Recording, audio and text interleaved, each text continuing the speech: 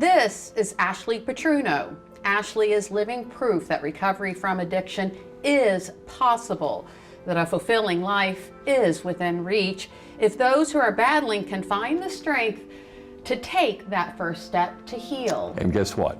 We are happy to have Ashley join us this afternoon via Zoom. Ashley is a treatment advocate with Delaware Goes Purple. How are you this afternoon? I'm good. How are you? Wonderful. Thank you so much for talking to us. Thank you for sharing your story. Want to ask you, can we go back to your college days when you said you were living a secret life? Explain that. Yes. So I was a basketball player, and I, throughout most of my life, I was always hoping that, external things would make me feel better on the inside. Yeah. So I always portrayed and pretended like I was fine, like everything was good, and that I had it all together. But what people didn't see was the pain that I felt on the inside. And people had no idea just how bad my addiction had become, because I had put up the facade, and I just kept, telling people that I was great, and I really wasn't. Now, Ashley, you did join the military, and thank you for your service. And that was good for you, wasn't it?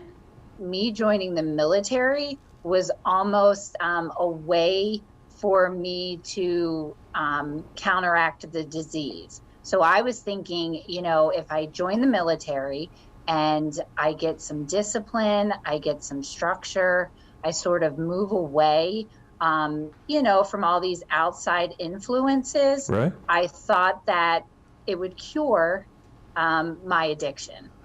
And then came a knee injury.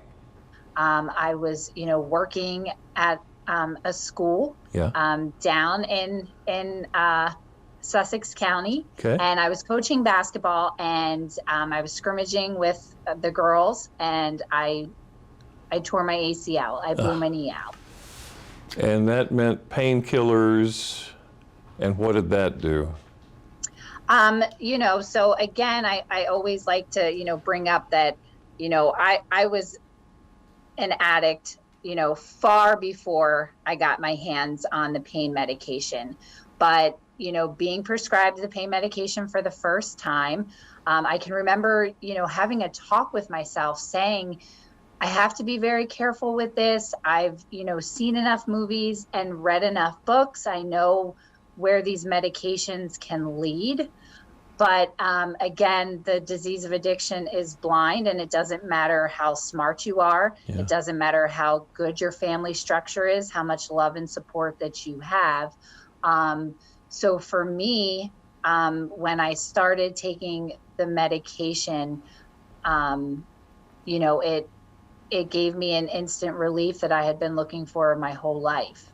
And then, what happened to me is pretty much par for the course. What happens for a lot of people who are probably already prone to being addicts. And, my pain medication led to me becoming a heroin addict. Mm. So talk about that moment when you did realize that you had a serious problem. I did. So like I said, I had a problem long before I even got into, the opioid situation.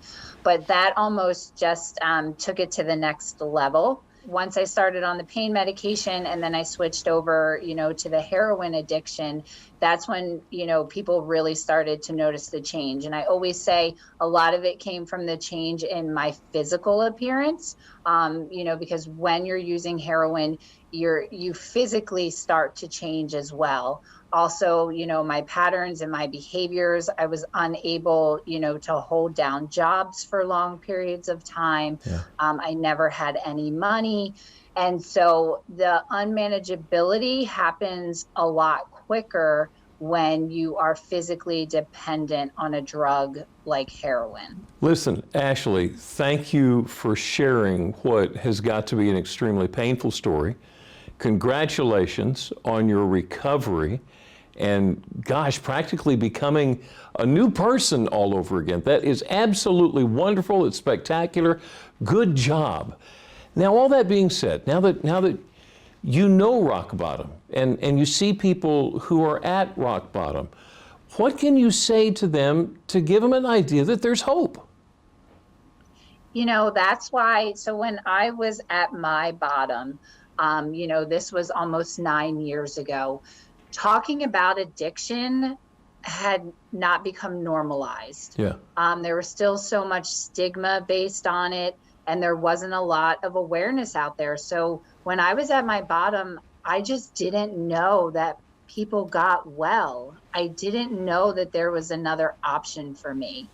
And so that is why I have chosen to live out loud and to let people know that we do recover, that it is possible, that we can go on to live these amazing, fulfilled lives, even having gone to that dark place before. Yeah. So I always just love to be able to share my story in any capacity to anyone, because it brings that message of hope. That's why I always try and share so openly and honestly on any platform that I can, because people need to know that this is possible. And we thank you for that. That is wonderful. Treatment advocate Ashley Petruno, thank you so much for telling your story. Thank you so much.